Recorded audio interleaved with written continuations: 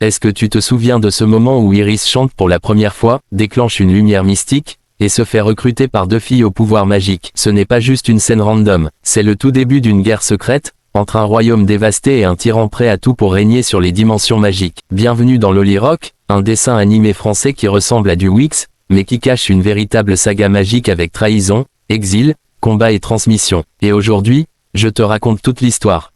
De A à Z. Loli-Rock, c'est l'histoire d'Iris, une ado passionnée de musique, qui découvre qu'elle est en fait la princesse héritière d'un royaume magique appelé Ephédia. Jusque-là, elle vivait sur Terre, sans savoir qu'elle était poursuivie par un seigneur noir nommé Gramour, qui a renversé ses parents. Mais à partir du moment où elle active ses pouvoirs, elle devient une cible. Heureusement, 2 autres princesses d'Ephédia, Thalia, du royaume de Xéris, et Oriana, du royaume de Volta, viennent la chercher. Et là, ça commence vraiment. Ensemble, elles forment un groupe de musique, le Loli-Rock, qui est leur couverture pour voyager, chanter, et surtout, trouver les pierres mystiques cachées dans les royaumes. Ces pierres permettent de reconstituer le sceptre d'Iris, une arme ancienne assez puissante pour vaincre Gramour. Et à chaque épisode, elles affrontent les jumeaux maléfiques Méphisto et Praxina, des sbires de Gramour. Mais ce n'est pas juste du combat.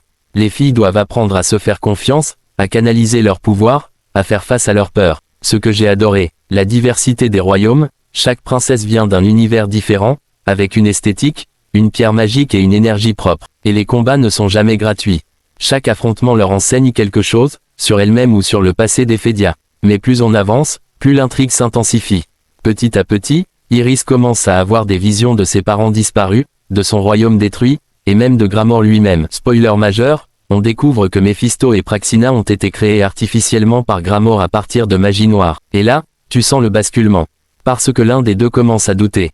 Il n'est pas aussi cruel qu'il y paraît.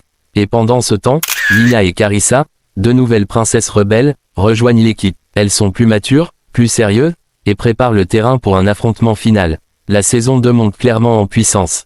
Iris finit par rassembler les 14 pierres d'Ephédia, ce qui permet de réveiller le sceptre d'étincelle. Mais au moment de lancer l'attaque contre Gramour, Praxina trahit Méphisto et tente de tout faire exploser. Et ce qui arrive, c'est qu'en activant le sceptre, Iris réussit à briser la barrière entre les mondes, libère ses parents et détruit Gramour, mais à un prix. Le château d'Ephédia est en ruine, et les princesses doivent faire un choix, rester ou retourner sur Terre. Et Iris, fidèle à elle-même, choisit les deux. Elle veut être une reine, mais aussi une ado normale.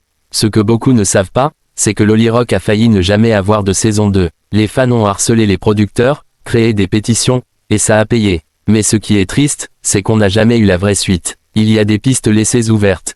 Praxina survit, Méphisto disparaît mystérieusement, et Iris a encore des visions. Il était prévu une saison 3 avec une nouvelle menace, mais elle est restée bloquée en production. Et pourtant, le potentiel était immense.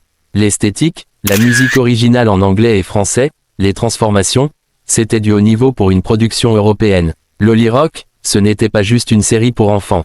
C'était une histoire d'exil, de sororité, de transmission. Une série où les princesses ne sont pas passives, elles chantent, elles frappent, elles choisissent. Et si tu ne l'as jamais vraiment regardé jusqu'au bout, je te conseille de t'y replonger. Parce que même derrière les paillettes, il y a une vraie révolution.